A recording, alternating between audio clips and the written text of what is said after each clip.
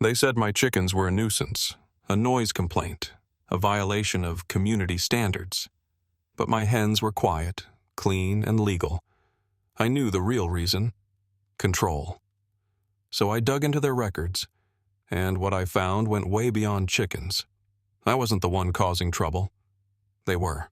Aaron had always wanted a little slice of the good life. Not a farm, not a cabin in the woods, just something simple and real. A few raised garden beds, maybe some solar panels one day, and most of all, chickens. Not for novelty or aesthetics, but for the quiet joy of fresh eggs and the quiet company of animals that didn't demand much. Just a bit of feed, water, and the sun on their backs.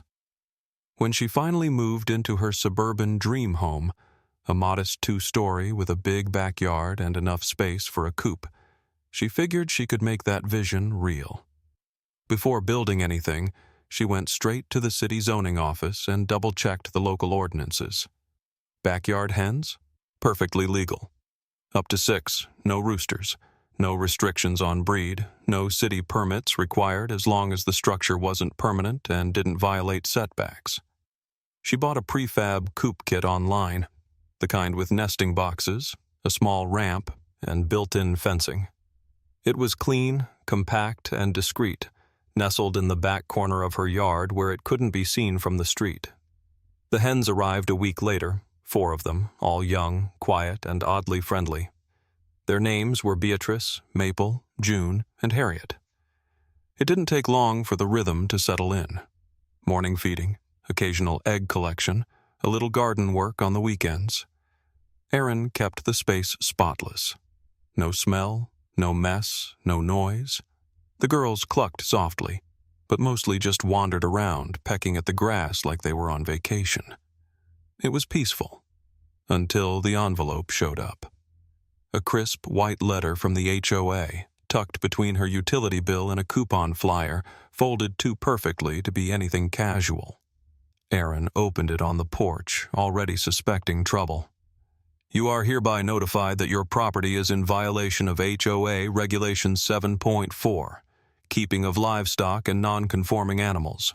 Immediate removal of all unauthorized animals and associated structures is required within 10 days to avoid fines. She blinked at the page, reading it twice, then a third time.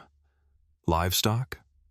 She went back inside, pulled up the HOA's PDF rulebook, and scrolled straight to Regulation 7.4. It was vague. It prohibited livestock, wild animals, and other non-conforming pets that create a nuisance or safety concern. It said nothing about chickens. No definitions, no mention of local code, no details. Just a catch-all phrase, the kind HOAs loved to use when they wanted to enforce whatever they felt like. She checked again with the city, just to be sure. Still legal, still allowed, still within her rights. So why was she being targeted? She walked the block that evening just to get a feel for the neighborhood. Several houses had dogs barking through fences. One yard had a koi pond with a small pump running all day, and another had a shed nearly twice the size of her coop, and clearly built without a permit. Yet no one else seemed to be getting letters taped to their door. The next morning, she emailed the HOA with a calm, factual response, attaching city code and pictures of her setup. She even offered to allow a compliance visit, as long as it was scheduled and done with proper notice. The reply was a single sentence. Regardless of city code, your coop is not in alignment with the aesthetics or spirit of our community. That phrase, the spirit of our community, stayed with her. Not rules, not health, not noise. Aesthetics. The chickens didn't look right to someone. That's when she realized this wasn't about legality. This was about power. And if they wanted a fight over a few quiet hens, they were about to learn just how deep she was willing to go. Aaron didn't rush. She'd learned early in life that power trips, especially the HOA variety, thrived on knee-jerk reactions. The board wanted her flustered. They wanted her to plead, to quietly give up, to take the path of least resistance and tear down her coop in silence. But Erin wasn't wired that way. She went back to documenting.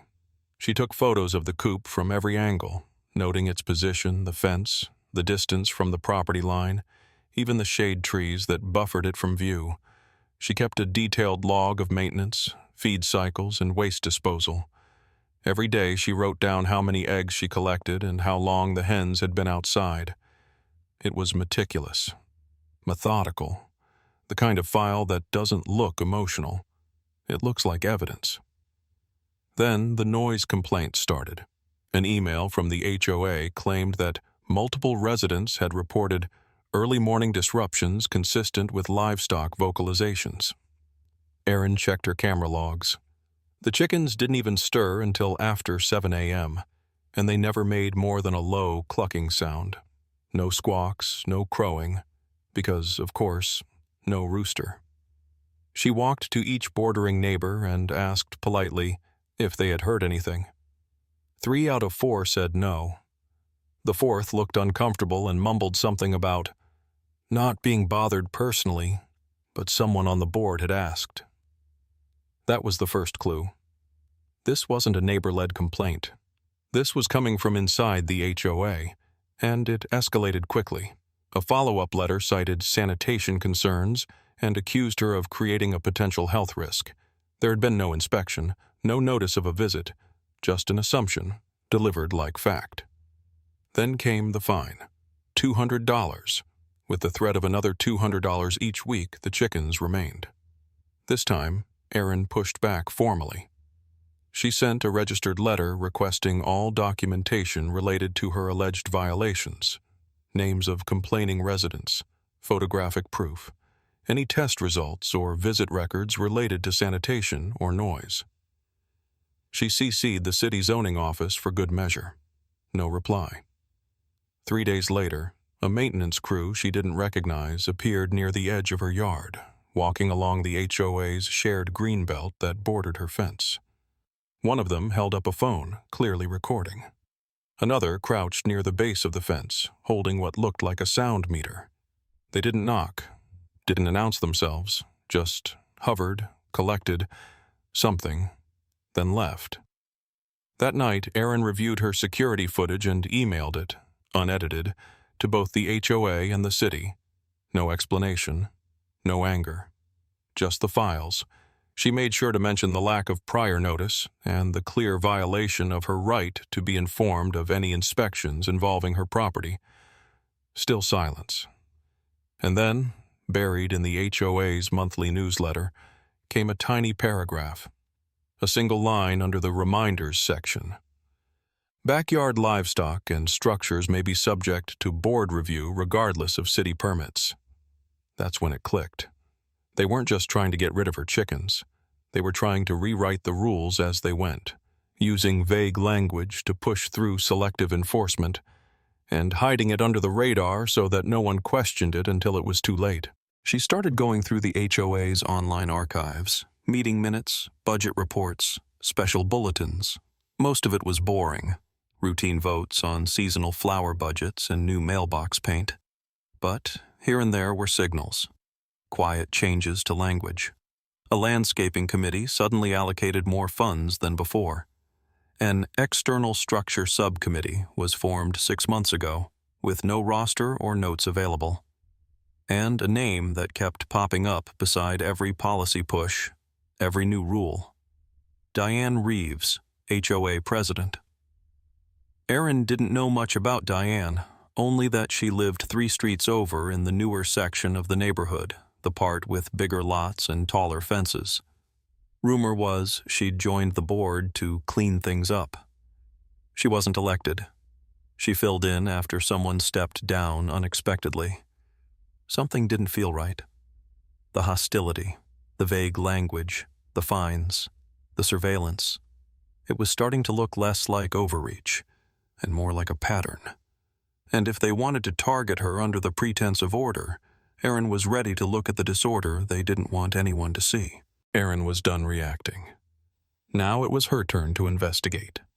She began with a formal public records request to the city, asking for all recent zoning inquiries and permit applications involving her neighborhood, not just her address, but anyone in the HOA boundaries.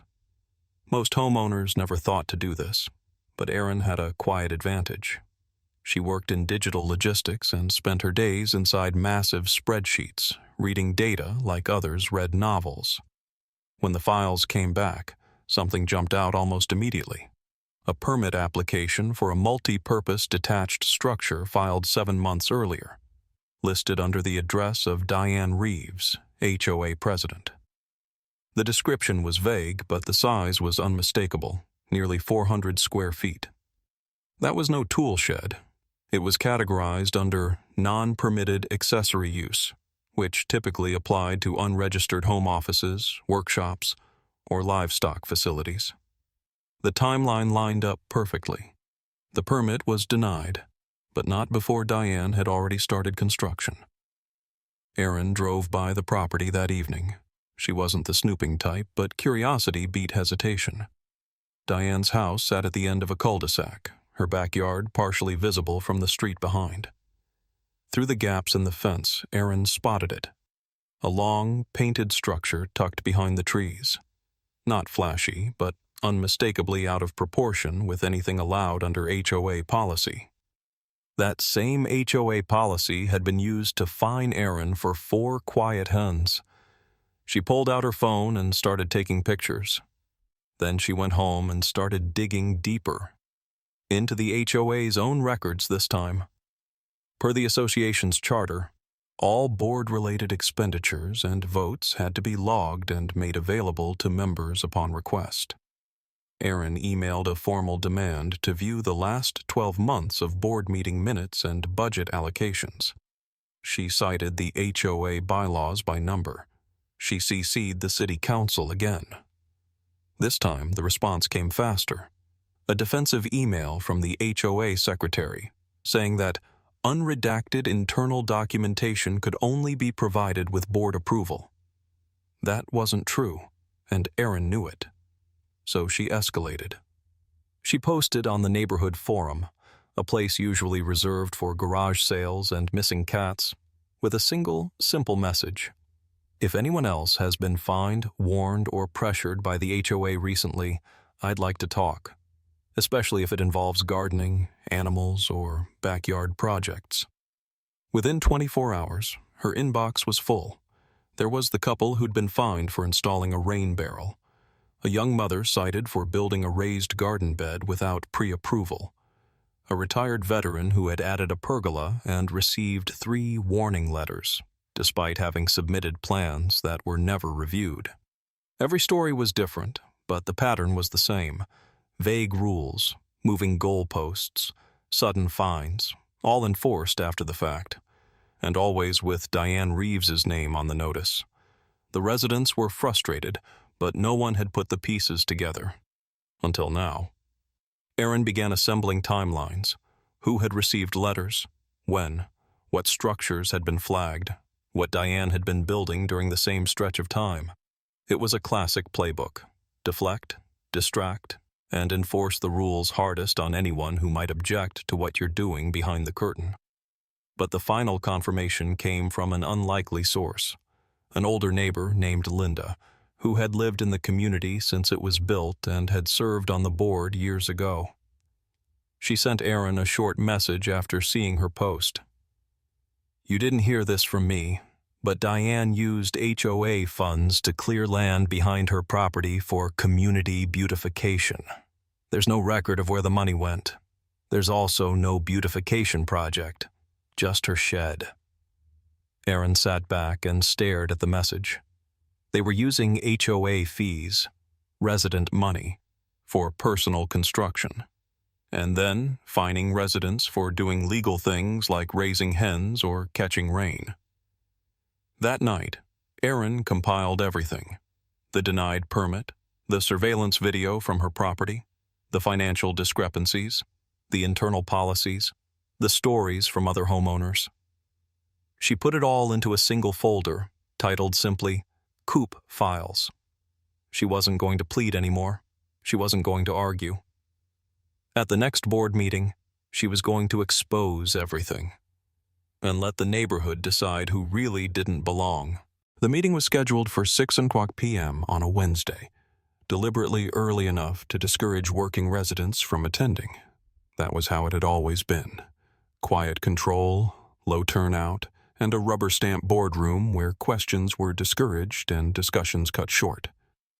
But this time the room was full long before the board even arrived. Erin didn't bring signs. She didn't bring a speech. She brought a stack of printed documents in a blue folder, labeled clearly with tabs and dates.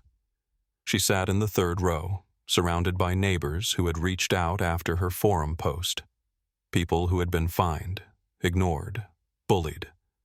People who had always assumed they were alone in it. Until now. The board took their seats.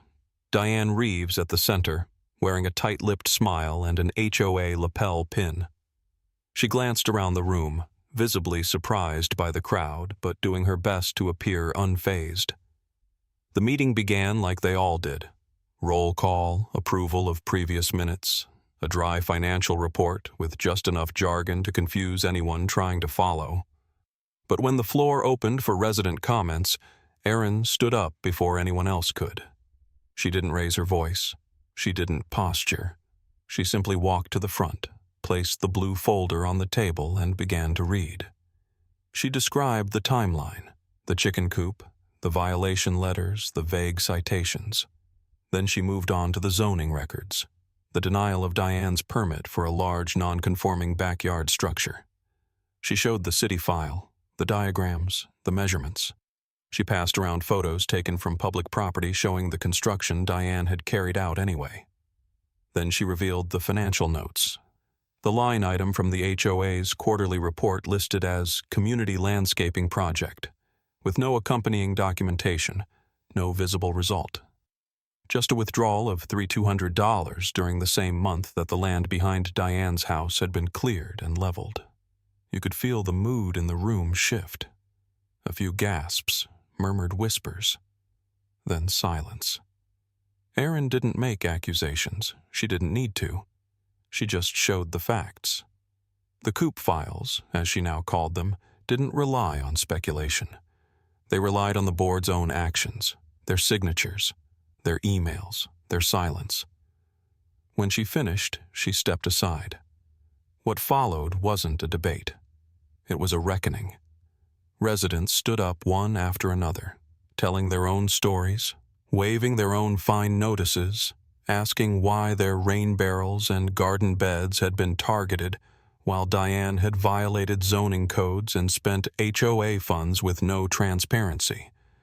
Someone demanded to know why there had been no competitive bidding for landscaping contracts. Another asked where the supposed beautification project was. And one man, quiet until now, held up a photo of Diane's shed and asked simply, "Did we all pay for this?" Diane tried to respond. She cited miscommunications, personal attacks, and confidential board processes. But her voice lacked conviction. Her hands trembled slightly as she shuffled her papers. Every word felt smaller than the room around her. The board called for a break. Diane didn't return after it ended. By the following morning, an email was sent out from the HOA secretary. Effective immediately, Diane Reeves has stepped down as board president. A special election will be held. In the meantime, all pending enforcement actions are suspended. No mention of chickens, no apology, just a quiet retreat behind procedural language. But it didn't matter. The residents knew. That evening, Erin walked to the back corner of her yard and opened the coop. Beatrice, Maple, June, and Harriet stepped out calmly, as if nothing had happened. As if their quiet existence hadn't been used as an excuse for a power play. She smiled, not just for them, but for every neighbor who now knew they didn't have to stay silent. The chickens were still there, and for the first time in weeks, it felt like she belonged even more than before. It didn't take long for the neighborhood to change. Diane Reeves's resignation had started a ripple effect. Within a week, 2 other board members quietly stepped down, citing family obligations and schedule conflicts. But everyone knew better. Their names had appeared on the same budget approvals, the same internal emails. The weight of scrutiny was catching up. A special election was held, and for the first time in recent memory, residents actually campaigned, not just for positions, but for transparency, accountability, and basic fairness. Lawn signs popped up next to mailboxes not about property values or curb appeal, but about restoring trust. Erin didn't run, but she was asked several times. She declined each time with a smile and a quiet, "I've done my part." Her part, however, didn't end at exposing corruption. One of the first motions passed by the new board was the adoption of a resident sustainability clause, explicitly protecting eco-friendly choices like backyard chickens, garden beds, rain collection systems, and native landscaping, as long as they followed city code. HOA policy would no longer override state or local regulations. The board would serve the community, not police it. The fines against Erin were formally voided, the violation letters withdrawn. The language of Regulation 7.4 was rewritten entirely. From now on, non-conforming animals would require actual evidence of nuisance, not aesthetic opinions. The co-op files lived on. The website Erin had quietly built, now updated with follow-ups, photos of recovered fines, and testimonies from residents, became a quiet resource for other communities. People from other HOAs started reaching out, asking how she'd done it. A few called her a whistleblower. Others just called her brave. But Erin didn't see herself that way. She still collected eggs every morning, still let the hens out into the yard as the sun came up, still cleaned the coop once a week, humming to herself while the chickens clucked softly behind her. But now, when neighbors walked past her backyard fence, they didn't avoid eye contact or look away. They waved. They stopped to ask how the girls were doing. One brought over a basket of tomatoes from their new vegetable garden and thanked her for giving them the push to finally start it. In the spring, 2 other homes built coops of their own. Erin helped them plan the layout and choose breeds that were docile and quiet. What started as 4 hens in one yard became a community of shared knowledge and quiet rebellion. It wasn't about chickens anymore. It was about saying no to the small tyrannies that thrive on silence. About reminding people that the rules don't mean much if they only serve those who write them. About showing that you don't need to shout to be heard. You just need to show up, pay attention, and ask the right questions. The HOA had tried to frame her chickens as the problem, but in the end, they were the answer.